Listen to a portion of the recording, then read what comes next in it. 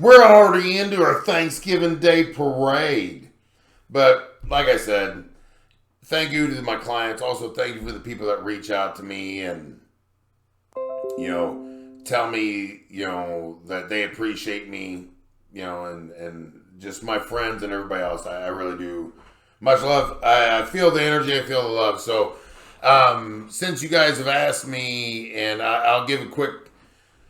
I asked some people, like, what do you want to hear? They're like, tell me the stories about the UFC and tell me about how you got there and what was your favorite part. And a friend of mine, a very close friend of mine, she was talking to me and she said, I'm embarrassed. Like, people will ask me, like, what did what did Mike say about the UFC? And she's like, I didn't know Mike then.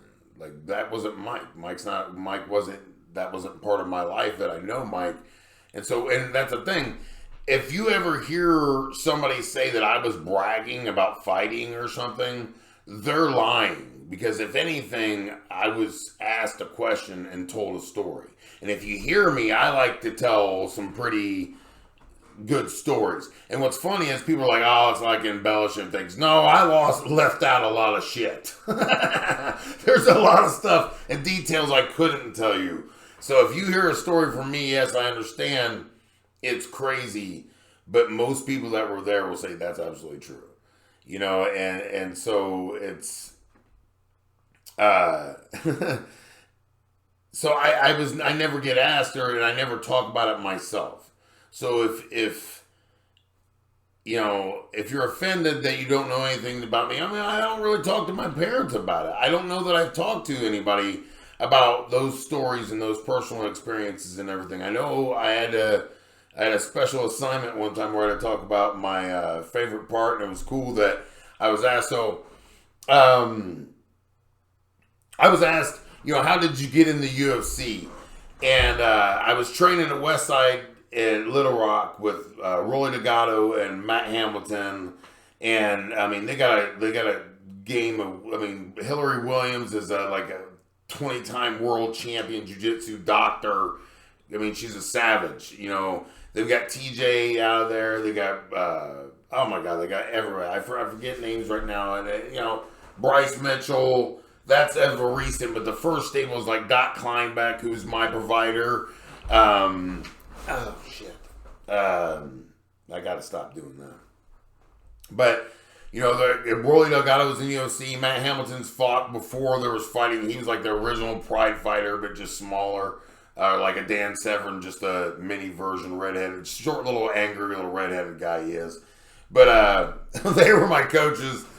And Rolly was on the Ultimate Fighter, I think, season 8. And so I went out to Vegas with him, and I was there for his fight, and I was, in his corner or whatever. And I was at the weigh-ins for UFC, the Ultimate Fighter season 8. I forget the coaches. I think it was Mir and them. Mir was the coach. Oh, yeah, that's right, because that's why UFC 92. Okay, that makes sense, because Mir fought Nogueira at UFC 92. And so I was behind the weigh-ins, and me and Matt were talking while Rolly's off doing some stuff. And Dana White and Joe Silva were standing like 20 feet away from me. And me and Matt were talking, and Matt kind of said, he goes, dude, right there's Dana White. Like, and we kind of were talking. I was like, man, I'm just going to go over there. He's like, yeah, go over there, go. I was like, so I went over there, and I just introduced myself.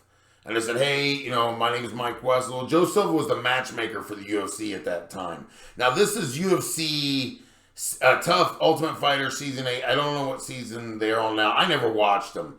I never did.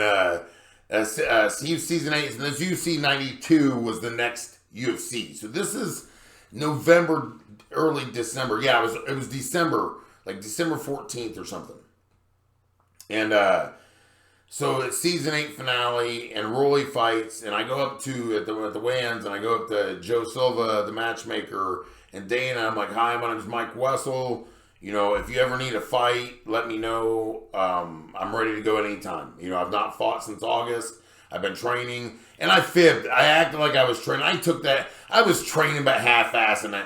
I wasn't really training because no one would fight me at that time. I was having problems getting fights because I knocked everybody out at that time. And so, like, it was really, I thought, man, I'm going to have time. I can get ready. And I didn't listen to my coaches, for one. I should have been ready. And that's one of the biggest hardships about my career. Like, I left that I won. I'm glad that I won, you know, my last jiu-jitsu tournaments, fights, and all that stuff. But I wish I would have listened to them at that time and stayed training and hard, because that set me up. That time, I didn't know it was going to happen. Just by luck, I ran into Joe Silva and Dana White by themselves, where I could give myself an opportunity to say hi.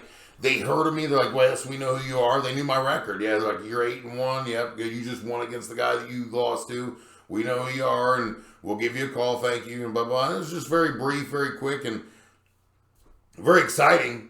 You know, so Roy goes on, and we leave, and I think I got back on a Tuesday, and I got a call from Joe Silva saying, hey, we need these medicals. You're going to fly back out to Vegas, and you're going to fight Anthony Hardonk.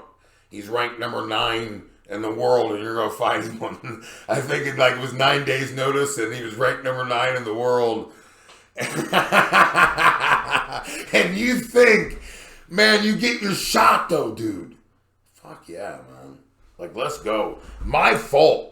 Like, this is what I tell all the fighters and all the people. When people tell you to be ready, be the fuck ready, because you're going to get your chance. Especially a journeyman like me. Especially a guy that at times I was on and times I wasn't. You know, depending on what was going on in my life is basically what fighter you got out of me. And, you know, that's my biggest regret, is I didn't train like I was constantly on it. And if you watch that fight, I'm going to tell you to. I'm going to explain some things here in a second, but I ended the round, and I'll talk about it in a second, but I had my opportunity, man. I should have won that fight if I'd been ready, and I wasn't ready. And that's one of my biggest regrets in my life and after that fight, you never see me get tired again. I was always on my cardio. Even when I didn't have a fight coming, even when I wasn't gonna fight no more, I'm still doing my cardio now, because you never know. I want to be ready, because you know what? That was a giant lesson. The UFC called it, man. I wasn't ready. And I didn't belong there anyway. I'd only been training and fighting like a year and a half. My amateur and pro career was that long, like a year and a half. Like, I fought 6 fights in like 6 months. And then that was my amateur career. And then my pro career, my first night I fought in a heavyweight tournament and fought 3 fights the first night I fought pro. You know, so I didn't know nothing. I wish I knew now what I knew then, type thing, but oh well. But, you know, that's how I got to the UFC. And then that set me up for the fight for UFC 92. Okay, and I fought Anthony Hardonk. And I'm going to tell you some things. They asked me, what was your favorite part about being in the UFC? And I remember, I love it. I still get because it was so awesome. Because I had a song, it's called Let's Go, was my walkout song to UFC 92. And you know, I was the fight number 5. Okay, so I was or 6. I was the fight right before the main card started. But at the end, at the UFC that time, they kind of showed the best fight of the prelims at the end if there was extra time. Well, there was, and they showed that fight, and it was me. I got a bonus check and shit. At that time was different, you know, than what they do now. But they showed the extra fight of the prelims after to fill that pay-per-view time slot, and it was my fight against Hardonk, because and I appreciate the words they ever said, but my favorite part about the UFC was walking out, because like you hear Bert, this black gentleman, he was the lead dog. He knew everything. He was awesome. He pumped you up. He made you feel good. He didn't know any. He knew your name. He knew every statistic about you. He goes, "Come on, Juggernaut. It's your time, Juggernaut. Whoa, Juggernaut. It's your." And he was like, "How the fuck does this guy know?" He said, "Yeah. You see that? It's that cold chill." It's like, "Yeah, we're gonna go to war." Oh! And it was like, oh, and I'm not even out of the fucking tunnel yet, man. You know, my song's not even played. And that was my favorite part. That was my favorite part. My song played. And it was the Let's Go, let's go. If you want it, you can get it. Let me know. And I'm walking out, and I'm in the MGM Grand, baby. I'm on that banner. I'm on that banner, homie. The MGM Grand, the clinch gear. I can't see it because I'm horrible. There it is, man. And it was such a powerful moment, man. It was such an awesome thing. Because that music turned on. And I'm walking down, and people were taking pictures and giving you high fives. I didn't belong there. I didn't belong there. I knew nothing. I knew nothing of jiu-jitsu. I knew nothing of boxing. I was just a powerful dude that lifted weights from 6th grade on, that could squat a house. I was massive back then. I just did nothing but squat, power cleans, and bench my whole life. You know, I was such a, and that's how I got there. I didn't earn my shot at the table of the elite because I was talented. I earned my shot because I worked my ass off. And that's what my regret was about that, was because I worked my ass off and then I took a break when my shot came. But man, when you walk out of the MGM, the crowds there's like, whoa, you're lit on fire. Then the song plays, you go through all these emotions, like, man, I cry. It's like, I'm a big crier. My nose, I cry. I don't give a shit. You know, it's like, if I'm crying and I'm shaking, that means I'm probably wanting to kill you or somebody near. So if I'm crying, you see tears in my eyes and I'm not not emotional, that's not a good thing for people. That means I'm restraining myself the best I can and I'm waiting for somebody to mess up. But if I'm crying emotionally, that means I'm very happy because I'm a psychopath. But going back to the walkout, so I walk in the cage. I remember seeing Seth, Rolly, and Matt. Josh Black was there, I think, too. Yeah, he was there with us, too, I think. Or was the other trip. And, I told him thank you, and I thanked him, and it was the first time, I look in the crowd, and I walk in, and guess who's there, man? Bruce motherfucking Buffer. Bruce! He called my name, Bruce. Oh, I love it. It's like, when he called my name, and I want to explain this because my mom got mad at me. She knows, she goes, you got to stop saying that about God, you felt like a god. And there's no other way to describe it, because when Bruce turns to you and points at you and says the juggernaut, Mike, the juggernaut, you're like, yes, I'm going to kill everybody.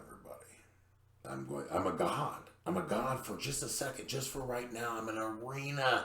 I'm just like the gods. I'm one of them. I'm a warrior. I'm here. Let's go. Whoa, motherfuckers. Let's kill. They gave me a license to do it. I'm going to die today, baby. I'm going to die. That's emotion. That's heart. That's rage. That's pure. That's everything. That's one to smash. And,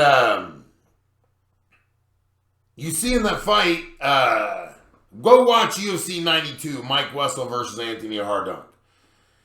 And I did really well. I did better than what was expected. I avoided that guy's leg kicks. Man, he got me with a half a leg kick. I was drinking beer in the way home on the plane because I couldn't bend my knee. So they let me stand up and sit in the back because I couldn't bend my knee. He got half of a kick on me. And I couldn't imagine if he got a full one, he would have broke my damn leg. The guy was savage. Anthony Hardunk was one of the hardest kicking sons of bitches ever. And he ended people's fights like that. Just by kicking him in the leg, people would just stop. And, but, sorry, I got off track, of course. But, no, Hardunk was such a game opponent. And you see in that fight, I do really well. And I end the round in mount, we're struggling. I didn't, like I said, you see my rookie, my greenness. I didn't know much about jiu-jitsu. I let him sweep me, and I know I shouldn't have got swept, but I just wasn't in that transition. I just wasn't used to it. I was just, I just wasn't ready, and I was put there anyway. I end the round in mount. I'm getting ready to strike, and bam! I was like, oh, I was tired, and if you watch. My friend, that same friend that watched, that said, I know nothing about your career, and it's kind of embarrassing because people ask me, and they know that we know each other real well, and I don't know nothing, And she watched that fight with me, and I said, no, I want you to watch this. I was like, and I want people to watch UFC 92 because I want you to see something. I take knees to my dome, man. I take knees to my face, just bah, bah. Oh, I'm too tired to defend them, but I'm just going to go. And here's the thing that I love about me. You know, of course, I love everything because I'm awesome. And everybody knows that I tease people like that. But that was my shot. I got my shot, man. I got my fucking shot. And you best believe I was going out my fucking shield, man. Watch that fight. Watch UFC 92. And see if you don't see a kid, you won't recognize me in that. I don't even look like I do now. I look nothing like I do now. I look like that without a mustache. Baby-faced and different body, different everything. But I had my shot, and by God, that guy was going to have to kill me that day. I went till I couldn't. I remember being on my stomach and the punches weren't hurting me. It wasn't like pain, but I couldn't move. I couldn't lift my arms no more. My body couldn't move no more. I couldn't move. He got me. He killed me. So if there's Arena of Life, if it was the Gladiators, the God that I felt like it made me feel was defeated and killed. But, you know, if you watch that fight, I watched it several times, and I'm proud of myself. Because by God, I got a chance. And I died that day. I did everything I could to win. I did everything I could with the opportunity I had that's why my biggest regret is I knew to be ready and I wasn't. And so, if you could take anything from that, when people are saying, hey, prepare, get ready, and you're not, you're going to have a big regret. You know, especially if you're an athlete. Especially if you're an athlete around Arkansas. They don't take you serious. You know, elite people come out of Hicksville over here. You know, and of course I'm not from here, so they didn't expect it to come. And Rolly's not from here, so they didn't expect it to come from, you know, the West Side Gym that produced probably 5 or 6, 7 got UFC fighters, if not, you know, several. I know they got tons more, but I'm just ignorant. Of course, getting set. But there's some UFC stories for you. So if you don't like me, go watch UFC 92. You can see me get kneed in the face a plethora of times. Anthony Hardunk laid it down that day, I'll tell you. But, oh, that was such a great time. It set me up for a lot of things in my life. You know, it put me in a really great place as far as, you know, different things that I just don't need to mention. It put, you know, it gave me a little bit of jump start, and then I was just too stupid to stay on top.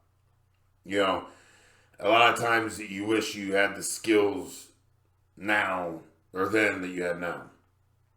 And, you know, but I was a kid from Salina, Ohio, man, Mercer County, on UFC 92, and everybody didn't expect me to be there. And when they watched that paper, because at that time, UFC 92 was like the biggest card, because it was Nogueira versus Mir, which are both jiu-jitsu badasses. And I think Mir's, that's the one, Mir broke something of Nogueira. His arm, maybe? I think, okay. And then a Rampage versus Silva, which was the third fight they had from Pride. Now it was because they were the...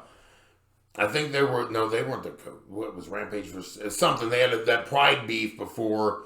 So Rampage versus Silva, Nogueira versus Mir, and Forrest versus Rashad.